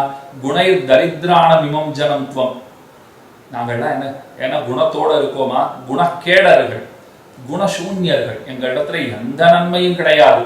ஆனா எங்களுக்காக பெருமானே நீ இந்த தீவிலே வந்து கண்வளர்ந்தருளுகின்றாயே. எங்களை பார்க்கறதுக்கு எங்களுக்கே பிடிக்கிறது இல்லை. ஆனா எங்களை பார்ப்பதிலே பெருவிருப்பம் கொண்டு இந்த உபய காவேரி மத்தியத்திலே வந்து நீ சயனித்திருக்கிறாய்ன்னு சொன்னால் உன் பெருங்கருணையை பற்றி நான் என்னவென்று வருணிப்பேன், ஏது சொல்லுவேன் அப்படின்னு அவர் விஸ்மிதராகிறார் இல்லையோ? அதை நினைவிலே கொள்ளுங்கள். அப்ப பிரணவாகார விமான மத்தியத்திலே இருக்கக்கூடியவனான பெருமான் அவர்தான் பிரணவ பிரதிபாத்தியமான வஸ்து. பிரணவத்தாலே அறியப்படுகின்றவனாய் இருக்கிற எம்பெருமான். அவனை அனுபவித்தவர், நன்னா அனுபவித்த ஆழ்வார்னா திருப்பாணாழ்வார். அந்த திருப்பாணாழ்வார் என்ன செய்தார்னா ரொம்ப ஆச்சரியமா அமரநாதிபிரான்னு பாடி கொடுத்தார். பிரணவத்தாலே அறியப்படுகிற பொருள் ஸ்ரீரங்கநாதன் பார்த்தோம் இல்லையோ? அந்த பிரணவத்தினுடைய எழுத்துகளையே முதலிலே கொண்டு 3 பாசுரங்களை முதல்லே அமைச்சுட்டார். அமரநாதிபிரான் ஆங்கிற எழுத்துல ஆரம்பிக்கிறதா? உவந்த உள்ளத்தனாய் ஊங்கிற எழுத்துல ஆரம்பிக்கிறதா? மந்திபாய் வடவேங்கட மாமலை மாங்கிற எழுத்துல ஆரம்பிக்கிறதா? ஆ ஊ மா. இதைத்தான் பிரணவம்னு சொல்றோம், ஓங்காரம்னு சொல்றோம். அப்ப பிரணவ பிரதிபாத்திய வஸ்துவான ஸ்ரீரங்கநாதனை முறையே 3 எழுத்துகளாலே 3 பாட்டுகளை முதலிலே அமைத்து நன்னா காட்டுட்டார் திருப்பாணாழ்வார். அதனால தான் அக்ஷரத்ரயாத்மகமான பிரணவத்தை அகார உகார மகாரங்களாலே அவர் முதலிட்டு 3 பாட்டுகளை இயற்றினார். இத பத்தியும் பேசுறார். அமரநாதிபிரான் கத்ததற்பின் கொண்டாடும் நாள். அவருடைய திருவவதார நன்னாள் இருக்கொல்லியோ? ஆத்தியர்கள் அன்புடனே தான் அமரநாதிபிரான் கத்ததற்பின் நன்குடனே கொண்டாடும் நாள். கார்த்திகை ரோஹிணி அப்படி கொண்டாடுவர்கள் அப்படின்னு சொல்றார். அடுத்தது பாருங்க, தொண்டரடிப்படி ஆழ்வார் மார்கழி மாசத்திலே, ஐப்பசி கார்த்திகை மார்கழின்னு பொறுத்து அவர் மார்கழி மாசத்திலே தோன்றினார். பகவான் தொண்டரடிப்புடைகளை உணர்த்தினார். இவர் எழுந்தார், பெருமானை உணர்த்தினார். இவர் முதல்ல எழுப்பப்பட்டார். எழுப்பப்பட்டவர் பெருமானையே எழுப்பினவராக ஆகிறார். அதனால தான் உஷக்காலமான மார்கழியிலே தோன்றினார். மாசானாம் மார்கசீர்ஷோகம்ங்கிறான் கண்ணன். மார்கழி மாசம்ங்கிறது எப்படி இருக்குன்னா தேவர்களுக்கெல்லாம் பிராம முகூர்த்தத்தை போல இருக்கு அப்படின்னு சொல்றாள் இல்லையோ? எழுப்புற காலம் பிராம முகூர்த்தம்னா ஒருத்தர் எழுப்பினாலே நல்லது. எழுந்தே ஆகணும், எழுந்துக்கணும், எழுப்புறது நல்லது. அப்போ எழுப்புறவர் எழுப்பப்படக்கூடிய காலத்திலே தோன்றினார் அப்படிங்கிறது இந்த இடத்துல ஒரு ரசமான விஷயம். அப்படி எழுந்தார், எழுந்து பெருமானை எழுப்பினார். இப்போ அந்த நட்சத்திரத்திலே கேட்டகி இருக்கிற ஏத்தம் தொண்டரடிப்புடி ஆழ்வாருடைய அவதாரம். அது மட்டும் இல்லை, அதே மார்கழி கேட்டதில் தான் பெரிய நம்பிகளும் தோன்றினாருங்கிறது ஒரு ஏத்தம். இது ஒண்ணு. இப்போ இதற்கு அடுத்தபடியாக தையில் மகத்துக்கு பெருமை என்ன? பாடியன் எல்லா அர்த்தங்களையுமே சொல்லிட்டு இருக்கேன். என்னன்னா இல்லை, இப்போ திருவங்கை ஆழ்வாரை பத்தி பெருசா ஒன்றும் அடியன் சொல்லவே இல்லை. ஆனா திருவங்கை ஆழ்வார் வைபவம் பலருக்கும் தெரிந்திருக்கிறது தானே. இருந்தாலும் கிடைச்சிருக்கிற அவகாசத்துல 1 மணி காலம் 1.25 மணி கால அவகாசம். அதுல எத்தனை நாம் அனுபவிக்க முடியுமோ அத்தனை தான் அனுபவிக்க முடியும். இப்ப தையில் மகத்துக்கு என்ன பெருமைன்னு பார்ப்போம். திருமழிசை ஆழ்வார் உரையில் இடாதவர்னு பெயர் பெற்றவர். யாராவது ஸ்ரீமன் நாராயணனுடைய மேன்மைக்கு குறை சொல்லும்படியாக இல்ல வேறு சிலரை இவர்கள் தான் பரதேவதைகள்னு சொல்லிக் கொண்டு வருவார்களாயின் அவர்களை துணிய புறப்பட்டவர். அந்த ஏத்தம் அவருக்குத்தான் உண்டு. அதனால்தான் உரையிலிடாதவர்னு ஆச்சாரிய ஹிருதயத்திலே அவர் கொண்டாடப்படுகிறார். அவருடைய பெருமை தையில் மகம் என்று தாரணையில் ஏத்தம். இந்த தையில் மகத்துக்கு சாத்துகின்றே துய்யமதிவத்த வழிசெப்பிரான் பிறந்த நாள் என்று நத்தவர்கள் கொண்டாடும் நாள் அப்படின்னு கொண்டாடுகிறார். அப்புறம் மாசி புனர்பூசத்திலே குலசேகர ஆழ்வாருடைய அவதாரம், அதை பேசுகிறார். பங்குனியிலே எந்த ஆழ்வாருடைய அவதாரமும் நிகழவில்லை. அதனால பங்குனி மாசத்திலே ஆழ்வார்கள் யாரும் தோன்றி இருக்கவில்லை. சித்திர மாசத்திலே மதுரகவி ஆழ்வார் தோன்றி இருக்கிறார். ஆனா அந்த மதுரகவி ஆழ்வாருடைய வைபவத்தை ஆண்டாள் எம்பெருமானார் வைபவத்தோடு சேர்த்து பேச வேண்டும்னு மாமுனிகளுக்கு திருவுள்ளம். அதனால மாசிக்கு பிற்பாடு நேர வைகாசி மாசத்துக்கு போடுறார். வைகாசி விசாகத்திலே அவதரித்தவர் குருகைநாதன். குருகைநாதன் பேரு ஆழ்வார். என்ன சுவாமி, பொலிந்து நின்ற பிரான் இருக்கிறார், அவரைத்தானே குருகாபுரி க்ஷேத்திரத்துக்கே நாயகன்னு சொல்லணும்னால் உபய பிரதானமான பிரணவம் போன்ற உரை கோயில் அப்படின்னு நாயனார் ஆச்சாரிய ஹிருதயத்திலே காட்டி அருளுகிறார். அங்கே பொலிந்திருந்த பிரானுக்கும் ஏத்தம், ஆழ்வாருக்கும் ஏத்தம். அத்த திருவுள்ளம் பத்தி குருகைநாதன் அப்படின்னு பாடுறார். இவர் என்ன செய்தார் அப்படின்னா, கண்ணனாக பெருமான் பிறந்த போது எங்கோ அக்ரூரர் போன்ற ஒரு 4 பேர் வாழ்ந்தார்கள். ஆனால் ஆழ்வாருடைய அவதார காலத்திலே ஊரும் நாடும் உலகமும் தன்னை போல் அவனுடைய பேரும் தார்களுமே பிதத்தங்கிறபடி நாடு நாடாக வாழ்ந்தது. அரக்கர் அசுரர் பிறந்தீர் உள்ளீரேல் அப்படின்னு பிரகலாத விபீஷணர் சொல் கேளாத அசுர ராட்சசர்களை தேடும்படியாக அமைந்தது. அந்த நாளில் பிரகலாதன் நல்லதெல்லாம் தகப்பனாருக்கு சொன்னார், தகப்பனார் கேட்கல. விபீஷணன் தமையனாருக்கு நிறைய சொன்னார், தமையனார் கேட்கல. ஆனா ஆழ்வார் காலத்துல இந்த குறையே இல்லை. கெட்டவாடெல்லாம் தேடி பிடிக்க வேண்டும்படியாக இருந்ததாம். பிரகலாதன் காலத்திலே விபீஷணன் காலத்திலே நல்லவர்களை தேடி பிடிக்கணுமா இருந்தது. ஆழ்வார் காலத்திலே தீயவர்களை தேடி பிடிக்க வேண்டும்படியாக இருந்தது. அப்ப ரொம்ப உயர்ந்த அவதாரம் தானே குருகைநாதனுடைய அவதாரம். வேதம் தமிழ் செய்த மாறன் என்று அவரை கொண்டாடுகிறார். வைகாசி மாசம் அது ஆச்சுன்னா ஆனி மாசம் பெரியாழ்வாருடைய வைபவம். ஆனி தன்னில் சோதி சோதி நன்னாள் பொங்கும் பரிவாலே விட்டுபுத்தூர் பட்டர்பிரான் பெத்தா பெரியாழ்வார் என்னும் பெயர் அப்படின்னு அதனை கொண்டாடுகிறார். அது ஆச்சுன்னு சொன்னா ஆடி மாசம். ஆனி ஆச்சுன்னா ஆடி வருது இல்லையோ, ஆடிப்பூரம். இன்னோ திருவாடிப்பூரம் எமக்காக வந்தோ இங்கு ஆண்டாள் அவதரித்தாள். குன்னாத வாழ்வான வைகுந்தவான் போகந்தன்னை இகழ்ந்து ஆழ்வார் திருமகளாராய் என்ன ஆண்டாளுடைய வைபவம் அது பேசப்படுகிறது. கூப்பத்திலே வீழும் குழவியுடன் குதித்து ஆபத்தை நீக்கும் அன்னை, அதுதான் ஆண்டாளுடைய நிலை. கிணத்துல ஒரு குழந்தை விழுந்துடுத்துனா அதை காப்பாற்றுறதுக்கு தாய் குதிக்கிறாளோ, நீச்சல் வருவோ வராதோ, தான் உயிர் பிழைப்பாளோ பிழைக்க மாட்டாளோ எதையும் கவலைப்படுறதில்லை, பிள்ளை காப்பதே குறியாக அவள் குதிக்கிறாளோ இல்லையோ. அப்படித்தான் இங்கே வந்து திருவவதரித்தாள் ஆண்டாள். பரமபதத்திலேருந்து இங்க குதிச்சுட்டா, நம் பொருட்டு திருவவதாரம் பண்ணினாள். அந்த ஏத்தம் அவளுக்கு. சிரமாயணத்துல பாருங்கோ, பெத்தவனான ஜனகன் அவன் சீதையை பத்தி என்ன சொல்லுகிறான்? ஜனகானாம் குலே கீர்த்தி ஆஹரிஷ்யதி மேசுதா மேசுதா அப்படின்னு சொல்றார். அதே போல இமாம் கன்யாம் விருணிமகேனுக்கு கல்யாணம் நடக்கிறது, ஐயம் சீதா மமசுதா அப்படின்னு சொல்லும்படியான வைபவம். தன் பெண் என்று அவன் அபிமானித்தான். அதே போல பிராட்டி என்ன சொல்லுகிறாள்? ஜனகரை பத்தி சொல்றச்சே சிந்தாருணவகதா சமே பிதா. கல்யாண வயசாயிடுச்சு எனக்கு, எங்க அப்பா ரொம்ப கவலைப்பட்டு இருக்கார், எங்க அப்பா அப்படின்னு சொல்லுகிறாள். அப்ப தன் பெண் என்று ஜனகன் அபிமானிக்கிறான், என் தந்தை என்று பிராட்டியும் அபிமானிக்கிறாள். அத போல ஒரு மகள் தன்னை உடையேன்னு பெரியாழ்வார் அபிமானிக்கிறார். ஆண்டாளே பட்டர்பிரான் கோதை எந்த இடத்துலையும் ஆண்டாள் தன் பேரை தனிப்பட சொன்னாளான் பாருங்க. அப்பாவினுடைய வழியிலே செல்லுமவளான பெண் பிள்ளை, நல்லவன் தோழி நாகணமிஷ நம்பரர் செல்வர் பெரிய சிறுமானவர் நாம் செய்வது வில்லி புதுவை விட்டு சித்தர் தங்கள் தேவரை வல்லபரிசு வருவிப்பரே அது காண்டுமேன்னு பாடினாள் இல்லையோ. அவ பட்டர்பிரான் கோதை. உனக்கு என்ன அடையாளம்னு கேட்டா பட்டர்பிரான் கோதை, அதுதான் அடையாளம். எப்படி பிராட்டி என் தந்தை ஜனகர்னு சொல்லுகிறாள், என் பெண் சீதைங்கிறார் ஜனகர். அதே போல ஒரு மகள் தன்னையுடைய நீங்க பெரியாழ்வார் சொல்றார், பட்டர்பிரான் கோதைன்னு ஆண்டாள் பாடுகிறாள். அந்த ஏத்தம் அவளுடைய திருபவதாரத்தை 5 குடிக்கு ஒரு சந்ததியாய் ஆழ்வார்கள் தம் செயலை விஞ்சி நிற்கும் தன்மைகள் என்று கொண்டாடி பேசுகிறார். இந்த பாண்டவர்களுக்கெல்லாம் ஒரே சந்ததி யாருன்னா பரீட்சித்து. அதை போல ஆழ்வார்கள் பிரபன்னர்களான ஆழ்வார்கள் அத்தனை பேருக்கும் ஒரு சந்ததி உண்டுனால் அந்த பெருமை ஆண்டாளுக்குத்தான் உண்டு. 5 பிராயத்திலே பெண் பிள்ளை ஏதோ ஜல்பித்தது போலே பொருள் உண்டோ அப்படின்னு பெரியோர்கள் வித்தராம் படி திகைத்து போகிறபடி 5 வயசு குழந்தை திருப்பாவையை பாடி கொடுத்திருக்காங்க. இது எத்தனை பெரிய வைபவம். திருப்பாவை பாடிய செல்வியாக அவள் கொண்டாடப்படுகிறாள். இது ஆச்சுன்னா அடுத்தது சித்திரையில் சித்திரை மதுரகவிகளுடைய அவதாரம். மதுரகவி ஆழ்வாருக்கு ஏத்தமே என்னன்னா, உண்ட போது ஒரு வார்த்தை உண்ணாத போது ஒரு வார்த்தை சொல்லுவார்கள். அவர்கள் 10 பேர் உண்டு, 10 பேர் உண்டிரே அவர்களை கண்டு சிரித்திருப்பார் ஒருவர். பகவானை பார்த்தா உன போல உண்டான வேண்டியது, பாகவதர்களை பார்த்தா உங்களை போல உண்டான வேண்டியது, இப்படி மாறி மாறி அவர்களுக்கு எல்லாம் நடக்கிறது. மற்ற ஆழ்வார்களுக்கு அவளை பார்த்து சிரிக்கிறவர் யாருன்னா மதுரகவி ஆழ்வார். ஏன்னா நான் பகவான் பக்கமே போறதில்லை, பாகவதர்கள் தான் ஆச்சாரியன் தான் எல்லாம், பாகவதரே எல்லாம் இருக்கிறேன் அப்படின்னு அவர் சிரிக்கிறார் இல்லையோ. அந்த பெருமை அவர் பெருமை சொல்லப்படுகிறது. அடுத்ததுதான் முக்கியம். சித்திரையில் செய்ய திருவாதிரை சங்கரபாக்கரை யாதவ பாட்ட பிரபாகரர் தங்கள் மதம் சாய்குர வாதியர் மாய்குவர் என்று சதுவர வாழ்ந்திடு நாள் அப்படின்னு ஆர்த்தி பிரபந்தத்துல கொண்டாடுறார். யதுகுலநாதனான பெருமானுடைய அவதாரத்தை காட்டிலும் யதிகுல துரியரான ராமானுஜருடைய அவதாரம் இருக்கே அது அதிசயித்தமாயிரே இருப்பது. இன்னமும் அதிசயம் அதிசயம்னு கொண்டாட தகுந்ததாய் இருக்கிறது. பகவான் என்ன பண்ணினார்?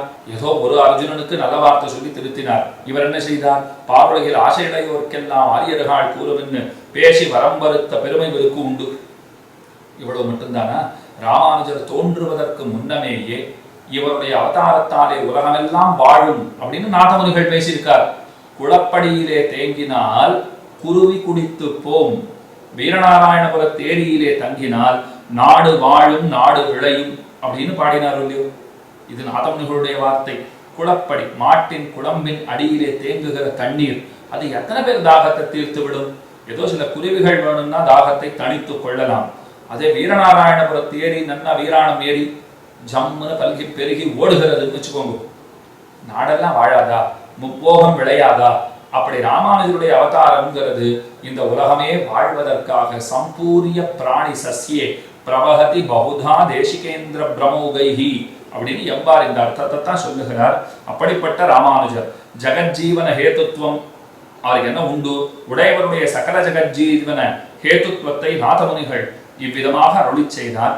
சாருவாகவத நீர் செய்து சமணச் செடிக்கனல் கொளுத்தியே சாக்கிய கடலை வற்றுவித்து மிகுசாங்கியங்கிரி முறிந்திட மாறு செய்திடு கணாதவாதியர்கள் வாய் தகர்த்து அறமிகுத்து மேல் வந்த பாசுபதர் சிந்தியோடும் வகை வாது செய்த எதிராசனார் கூறு மாகுரு மதத்தொடோங்கிய குமாரிலன் மதமவத்தின் மேல் கொடிய தர்க்க சரம் விட்ட பின் குறுகிமாய வாதியரை வென்றிட மீறி வாதில் வருபார்க்கரன் மதிவிலக்கடை கொடியெறிந்து போய் மிக்க யாதவ மதத்தை மாய்த்த பெருவீரர் நாடும் மிகவாழியே என்று மாமனிகள் இவருடைய வைபவத்தை அவதாரத்தை ஆசிரியமா ஆர்த்தி பிரபந்தத்துல கொண்டாடுறார்.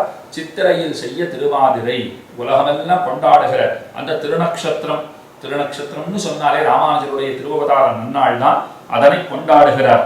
திருவாதிர நட்சத்திரத்திற்கே அது சிவந்த நட்சத்திரமாக அறியப்படுகிறது. இந்த ராத்திரி வானில் ஒளிரும் நட்சத்திரங்களுக்குள்ளே 10வது ஒளி மிகுந்த நட்சத்திரம் எதுன்னா அதுதான் திருவாதிரை. வரிசையா நட்சத்திரங்களை சொல்லிட்டு வாங்க, இப்படி சொல்லிட்டு வந்தா என்ன கிடைக்கும் பார்க்கலாமே.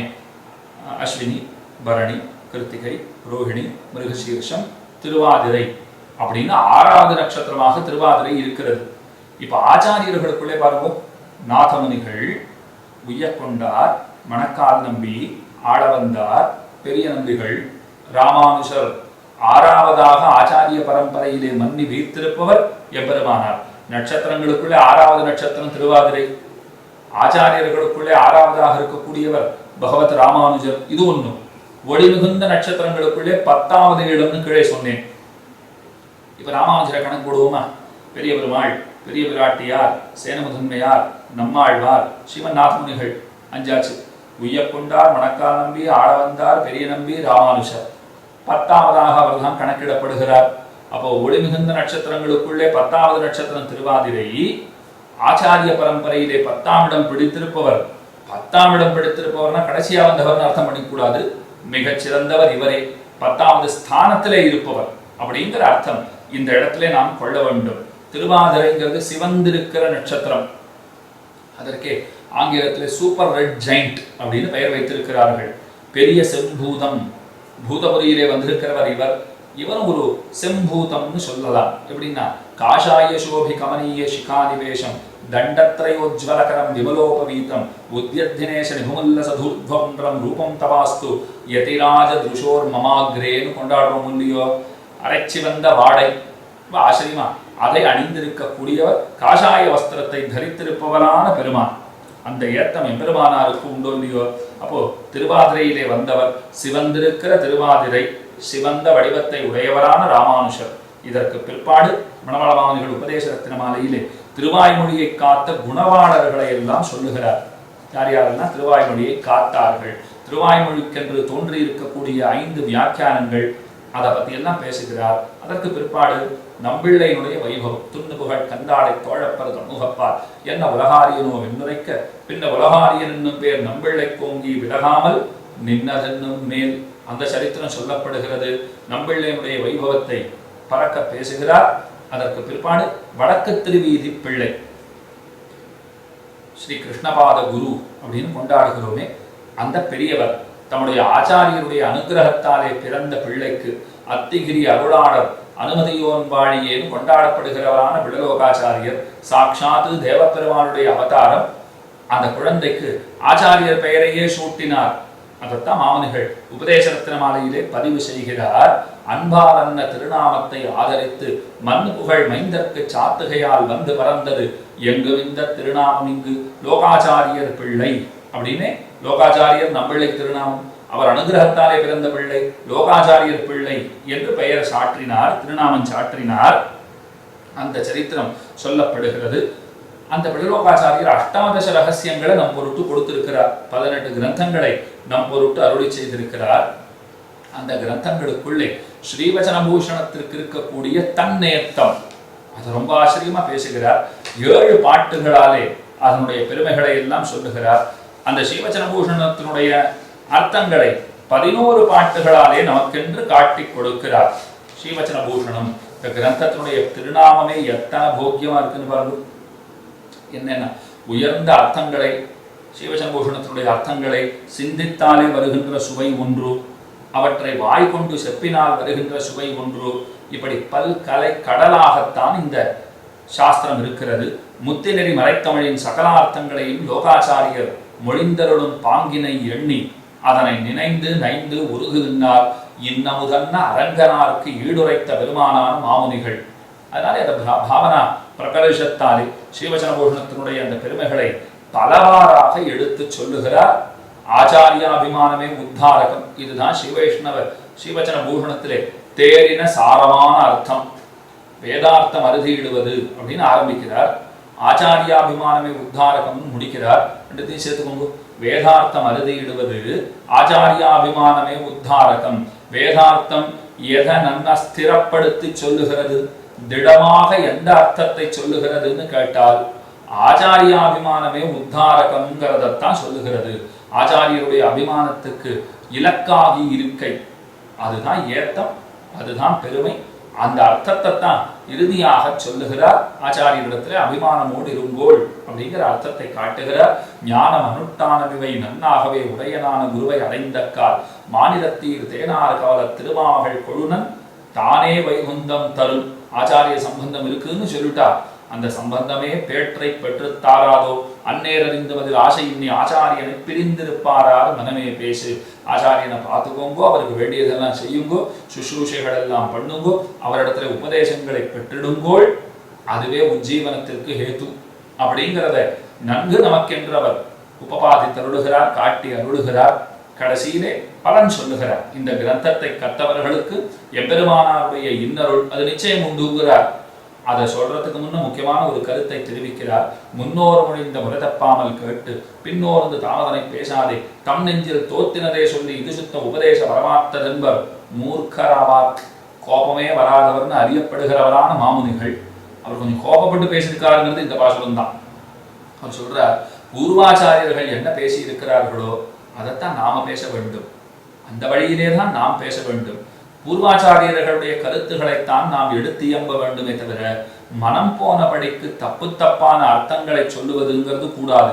இது பெரிய குற்றம். அதை விட பெரிய குற்றம் என்ன தெரியுமா? நாம தப்பு தப்பா சொல்லிட்டு இதெல்லாம் பூர்வாச்சாரியர்கள் சொன்னதுங்கிற சொல்லிட்டோம்னா அது இன்னும் பெரும் குற்றமாச்சே. அப்படி செய்கிறவர்கள் அவர்களை நாம எப்படி அழைக்கலாம்னா மூர்க்கர்கள்னு அழைச்சுக்கோங்கன்னுட்டார். கோபமே வராதவருடைய திருவாக்கிலிருந்து இப்படிப்பட்ட வார்த்தை வருகிறதுன்னு சொன்னால் அது குற்றம் எத்தனை கனமானதுன்னு நாம சிந்தித்து பார்க்க வேண்டும். அதனால ஜாக்கிரதையாக நடந்து கொள்ள வேண்டும். ஆழ்வாராச்சாரியர்கள் வழியிலே நின்று நாம் பேச வேண்டும், அந்த அர்த்தங்களைத்தான் கேட்க வேண்டும். இது ஒன்று. அதுக்கு மேலே எப்பெருமானாருடைய இன்னருள் நமக்கு கிட்டும் அப்படின்னு காட்டி கொடுக்கிறார். கடைசியில எறும்பியப்பா அருளி செய்திருக்கிற ஒரு ஆச்சரியமான பாசுரம், அதைத்தான் இறுதி பாசுரமாக நாம் கொண்டிருக்கிறோம் உபதேச ரத்தின மாலையிலே. மண்ணுயிர்காளிங்கே மணவாள மாமுனிவன் பொன்னடியாம் செங்கமல போதுகளை உன்னிச்சிரத்தாலே தீண்டில் அமானவரும் நம்மை கரத்தாலே தீண்டல் கடன். ரொம்ப ஆச்சரியமான பாசுரம். மணவாள மாமுனிகளுடைய திருவடி நிலைகளாய் அமைந்திருக்கிற பொன்னடியாம் செங்கமல போதுகளை நாம் முன்னி நம்முடைய சிரத்தாலே தீண்டிட பெற்றோம் அப்படின்னு சொன்னால் அமானவ கரஸ்பருஷங்கிறது நமக்கு தேவையே இல்லை. விரஜா நதியிலே வித்யுத் புருஷன், விரஜ நதியிலே நாம் தீர்த்தமாடி எழுந்த பிற்பாடு வித்யுத் புருஷனுடைய ஸ்பர்ஷம்னு சொல்றாளே அது அவசியமே இல்லை. அப்ப தொடமாட்டானா? தொடுவான். ஏன்னா தன் பேராக எண்ணி தொடுவன். நம்ம தூய்மைப்படுத்துறதுக்காக தொடுவாங்கிற தேவையில்லை இப்போ. ஏன்னா மாமுனிகள் அருளாலே பங்கி பாவனரான மணவாள மாமுனிகள்னு கொண்டாடுறோமே. ஒரு கோஷ்டியையே தூய்மையாக்க வல்லவர்கிற ஏத்தம் அவருக்குத்தான் உண்டு. அதனாலதான் பூர்வ தினச்சரியை உத்தர தினச்சரியை மாமுனிகள் விஷயமான இந்த கிரந்தங்களை பங்கி பாவன ஸ்தோத்திரம் நாம சொல்றோமே, பங்கி பாவன துதி அப்படின்னு கொண்டாடுகிறோம். கோஷ்டியை தூய்மையாக்க வல்லது. அப்போ வித்யுத் புருஷன் தொட்டுத்தான் இப்ப நமக்கு ஒரு பரிசுத்தி ஏற்பட போறதா? அவர் தொட்டுத்தான் தூய்மை அடைய போகிறோமா? இல்லை. அப்ப அவர் தொடுவார். ஏன்னா அவர் தூய்மை அடைவதற்காக நம்மை தொடுவார்.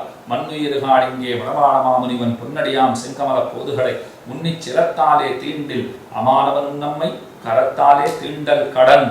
இதுதான் உபதேசத்தின மாலையினுடைய இறுதி பாசுரமாக அமைந்திருக்கிறது. எறும்பியப்பா அருளி செய்திருக்கிற பாசுரம். இந்த பாட்டையும் சேர்த்து மொத்தம் 74 பாசுரங்கள் இந்த நூலின் கண் அமைந்துள்ளன. உயர்ந்த கிரந்தம். பல அர்த்த விசேஷங்களை ரொம்ப லகுவாக நமக்கு சொல்லித் தருகிற கிரந்தம். இதை நாம் அனவரதமும் பாடிக்கொண்டிருக்க வேண்டும், சிந்தித்துக் கொண்டிருக்க வேண்டும். அதுவே மணவாள மாமுனிகளுக்கு நாம் செய்யக்கூடிய பேருபகாரமாக அமைந்திருக்கும். ஆக 650வது ஆண்டு பூர்த்தி, திருநக்ஷத்திர பூர்த்தி, அதை கொண்டாடி வருகின்ற இந்த தருணத்திலே ஹைதராபாத் ஸ்ரீ ராமானுஜ சித்தாந்த சபை, அந்த சபையார் உபதேச ரத்ன மாலையை பற்றி சில பல வார்த்தைகள் சொல்ல வேண்டும் என்று நியமித்தனர். ஸ்ரீமத் வேதமார்க்க பிரதிஷ்டாபனாச்சாரிய உபய வேதாந்தாச்சாரியரான கச்சி கிடாம்பி பரகாலன் சுவாமி, அந்த சுவாமி அடியின் இடத்திலே பெருங்கருணை மிக்கவர். அவருடைய நியமனத்தை அடியொற்றி சில வார்த்தைகளிடையே இந்த கோஷ்டியிலே விண்ணப்பம் பண்ணும்படியான பேற்றினை பெற்றேன். உபதேச ரத்னமாலையை பற்றி பேச வேண்டும்னு சொன்னார்கள்.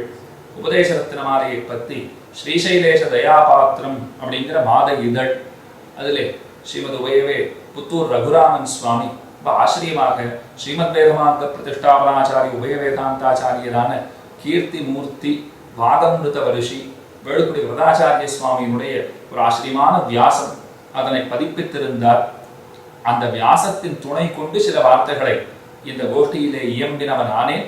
குத்தம் குறைகளை பெரியோர்கள் பொறுத்தருளவனுமாய் கேட்டுக்கொண்டு அனைவருக்கும் மணவாள மாமுனிகளுடைய அனுகிரகம் சதா சர்வகாலமும் கிட்டிட வேண்டும் என்பதையே பிரார்த்தித்துக் கொண்டு அமைகிறேன். ஸ்ரீமதே ரம்யஜாமாத்ரு முனீந்திராய மகாத்மனே ஸ்ரீரங்கவாசினே பூயாத் நித்யஸ்ரீஹி நித்யமங்கலம்.